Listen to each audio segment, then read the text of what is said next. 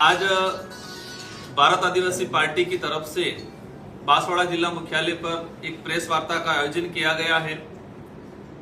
सभी की जानकारी में हाल ही के अंदर जो बांसवाड़ा, डूंगरपुर और पूरे राजस्थान में चर्चा का विषय जो बना हुआ है, भारत आदिवासी पार्टी के जो विधायक बागीदोरा से जीत के गए थे, इनको लेके जो एसीबी का जो कार्रवाई हुई है, उसको लेके जिस तरह से एसीबी से ज्यादा महत्वपूर्ण या भूमिका निभाने का काम, या फिर कहें कि वो एज ए सरकारी संस्था के रूप में भाजपा के जो पदाधिकारी बांसवाड़ा जिले के जो कर रहे हैं, उसको लेके आज प्रेस वार्ता रखी गई है। आप सबकी जानकारी में होना जरूरी है कि आजादी के बाद से आज तक इस आदिवासी बाहुल्य क्षेत्र के अंदर आदिवासी समुदाय, साथ ही अन्य पिछड़ा समुदाय के हक अधिकारों को लेके,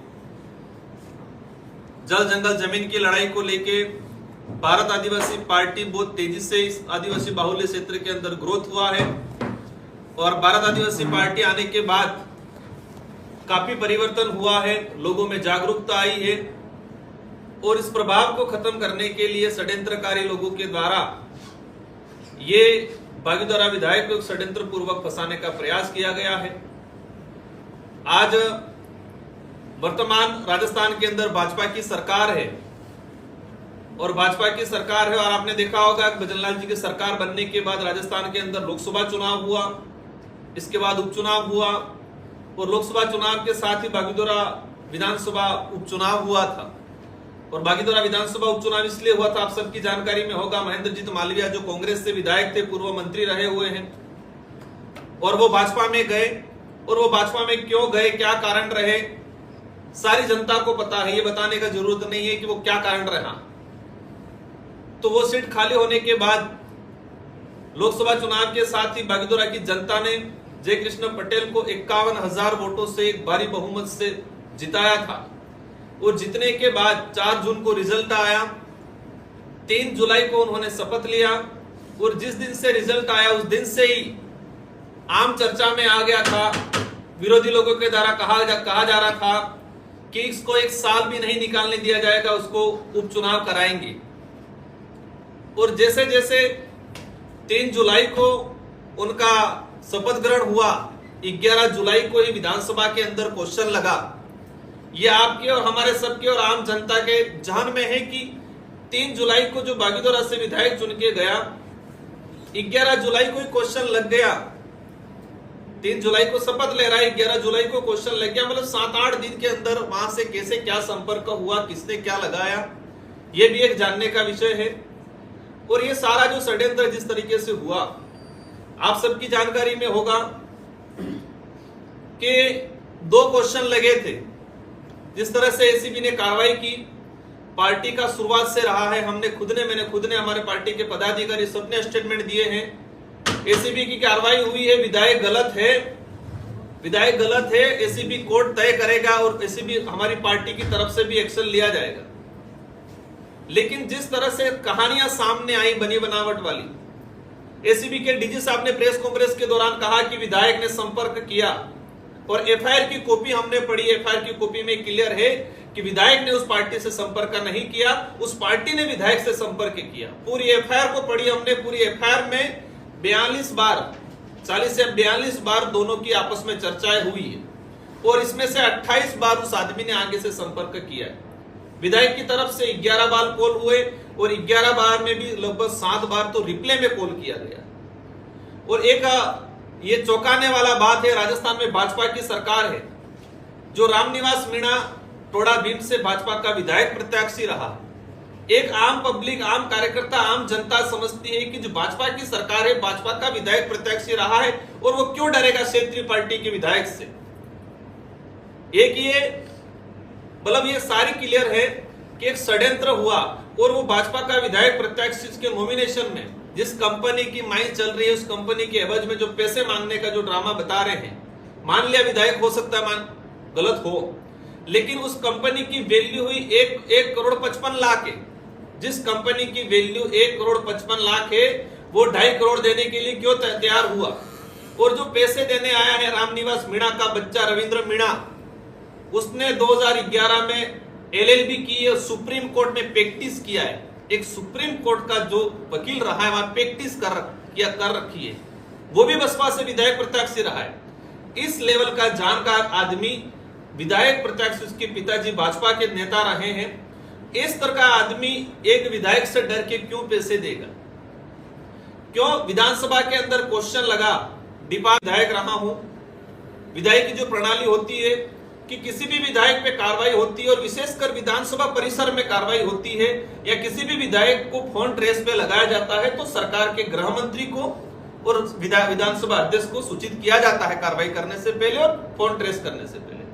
तो गृह मंत्री भजनलाल जी है, आज राजस्थान के मुख्यमंत्री है, विधानसभा अध्यक्ष जी हमारे वासुदेव जी है, उनका कार्रवाई के दौरान स्टेटमेंट आता है कि मेरी जानकारी में नहीं था, कार्रवाई होने के बाद जानकारी में आया। ये राजस्थान की जनता को गुमराह कर रहे एक आदिवासी विधायक को फंसाने का षड्यंत्र किया गया है, क्योंकि विधानसभा अध्यक्ष को बिना जानकारी के एसीबी या कोई भी कार्रवाई नहीं कर सकता है। सेंट्रल की जो एजेंसी है वो भी अगर रूलिंग में विधायक है उस पर सीधी कार्रवाई नहीं कर सकते विधायक सभा अध्यक्ष को सूचित किए बिना, लेकिन अध्यक्ष जी ने कहा कि मेरी जानकारी में नहीं था। इन सारी कहानियों से सामने आता है कि ये प्री प्लान एक एजेंडा था। एक बागीदोरा सीट से जो चुन के गया था, बागीदोरा की जनता ने 51,000 की लीड देके जो जिताया था, और आप सबकी जानकारी में होगा ये षड्यंत्र आज से ही नहीं। इस इलाके में ये इलाका कहा जाता है संतों की भूमि है, शहीदों की भूमि, संत सुनमाल महाराज हो, मापजी महाराज हो, और यही षड्यंत्रकारी लोग राजस्थान के अंदर जब पैसा कानून बना 2011 में, उस पैसा कानून को नपुंसक बनाने का काम किया जो आज षड्यंत्रकारी लोग। ये नई बात नहीं है, लोगों की जानकारी में नहीं आया, बोली बाली जनता है, आज तक उन्होंने गुमराह किया। ये भी जानने की जरूरत है कि इस इलाके के अंदर 2013 आरक्षण को लेकर जो अधिसूचना जारी हुई, रिजर्वेशन पॉलिसी 2013 में जारी करवाई उन्होंने, मैंने खुला लिखा था ये काला कानून है इस इलाके को लेके। वही षड्यंत्रकारी लोग जिन्होंने 2013 में काला कानून पास किया। पिछली बार काकरी डूंगरी प्रकरण हुआ 2022 के अंदर, 1167 बेरोजगार युवाओं का गला घोटने का काम किया। वही षड्यंत्रकारी लोग जिन्होंने काकरी डूंगरी प्रकरण कराया। काकरी डूंगरी प्रकरण जिस दिन हुआ उस दिन बांसवाड़ा से कितनी गाड़ियां, उसके पहले दिन कितनी गाड़ियां गई थी, किस नेता के संपर्क में थी, ये भी जनता को पता है, लेकिन खौफ बना रखा है। वही षड्यंत्रकारी लोग हैं जिन्होंने आज बागीदोरा विधायक को फंसाया। आज देखते होंगे बांसवाड़ा के अंदर आरक्षण को लेके हायला घाटी जो थी, उस होयन घाटी जो थी, होयन घाटी पे आरक्षण को लेके जो आंदोलन कर रहे थे, इन लोगों को जेल में डलवा के इनको यातना देने का काम किया, वही षड्यंत्रकारी लोग हैं। इन सबको समझना जरूरत है। इस इलाके के अंदर आज पहले से दो राष्ट्रीय पार्टियां हैं, कांग्रेस और बीजेपी, लेकिन हमें यह भी जानना जरूरत है कि इस इलाके की स्वतंत्र आवाज जब भी बनी तो ये एक होने का काम किया है। 2022 के अंदर हमारे डूंगरपुर में एक मिश्रित जिला प्रमुख बनाया। ये वही षड्यंत्रकारी लोग हैं, स्वतंत्र आवाज को, हक अधिकार की बात करने वाली पार्टी को दबाने के काम के लिए दोनों पार्टियां जिला प्रमुख बनाने में एक हो गई थी। वही षड्यंत्रकारी लोग हैं जो आज इस षड्यंत्र में सम्मिलित हैं। इन सारी चीजों को जानना जरूरी है। और भारत आदिवासी पार्टी की शुरुआत से हमारे कांति भाई के नेतृत्व में कमेटी बनी है, वो जांच कर रही है, उसका भी आगे ये जानकारी में देंगे। लेकिन मैं कहना चाहूंगा बांसवाड़ा की जनता को, जो मंच पे चढ़ के माहौल बना रहे हैं, चोर है, मान गए हमारा विधायक गलत है, एसीबी तय करेगी, एसीबी सजा देगी, पार्टी भी कार्रवाई करेगी। लेकिन यह भी जानना जरूरी है कि भाजपा में जाने से 7 दिन पहले भ्रष्टाचारी थे। मैं मंच पे देख रहा था हकरू मेहड़ा जी का चेहरा, जो हकरू मेहड़ा जी जिला परिषद के अंदर थप थपा के चिल्लाते थे, इतना भ्रष्टाचार, करोड़ों का भ्रष्टाचार, 3000 करोड़ का भ्रष्टाचार। मैं आज उनका भी चेहरा देख रहा हूं, जो पूर्व जिला अध्यक्ष रहे थे पटेल जी, लाभचंद जी पटेल, जो सीएम को, प्रभारी मंत्री को लेटर लिखा करते थे इतने करोड़ का भ्रष्टाचार, वो कहां चला गया? ये जानने की जरूरत है कि जो रामनिवास मीणा 7 दिन पहले भाजपा में गया, 7 दिन पहले भाजपा में जाके भाजपा की टिकट लाके चुनाव लड़ा, ये भी जानने की जरूरत है कि वो आदमी इसमें फंसाने में षड्यंत्र में है और इधर भी क्या है, आप सबकी जानकारी में है। जनता को जानने की जरूरत है।